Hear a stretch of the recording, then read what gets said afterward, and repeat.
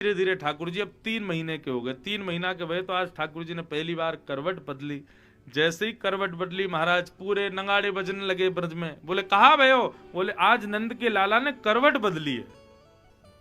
करवट उत्सव हुआ ठाकुर जी का। बताओ,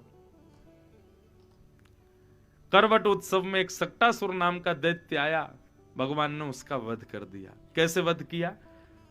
नन्हे से ठाकुर जी अब 3 महीना के आगे तो ने थोड़े गदमदरा से, गदमदरा समझते हैं? हमारे ब्रज भाषा का शब्द है गदमदरा।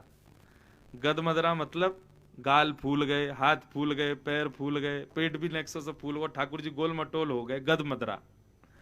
अब गदमदरा से ठाकुर जी है तो गोपियां देख करके तो रुके ही नहीं। कोई गाल खींचे, कोई पाम खींचे, कोई हाथ खींचे। ठाकुर जी चिढ़ के रोने लगे, लाल पड़ गए ठाकुर जी रोते रोते। यशोदा मैया बोली हटो, सबरी आके लाला को छेड़ रही हैं।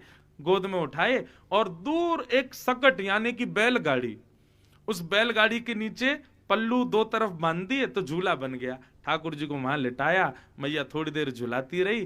थोड़ी देर में जैसे ही ठाकुर जी की आंख लगी तो मैया वहां से उठ के चली गई। अब अकेले ठाकुर जी वहां पड़े।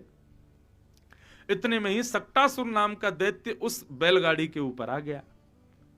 ठाकुर जी ने जैसे ही देखा, ओहो, मामा जी ने पहले तो डॉल भेजी थी, हमने तोड़ ताड़ के बराबर कर दी।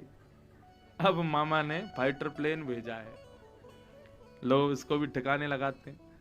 तुरंत ठाकुर जी ने अपना बाम चरण उठाया और चरण उठा करके इतना लंबा किया, लंबा करके तक करके जैसे ही मारा बैलगाड़ी पलट गई और सक्टासुर का वध। बोलो सक्टासुर मर्दन भगवान की।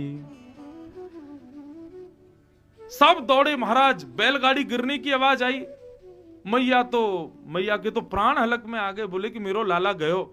कहा भयो? दौड़ करके गई तो देखे सकट टूटा पड़ा था, सक्टासुर मरा पड़ा था और वहीं पर ठाकुर जी धीरे धीरे करवट लेकर के आनंद ले रहे थे। मैया ने जाके गोद में उठा लिया। बोले इतनी बड़ी बैलगाड़ी कैसे गिर गई?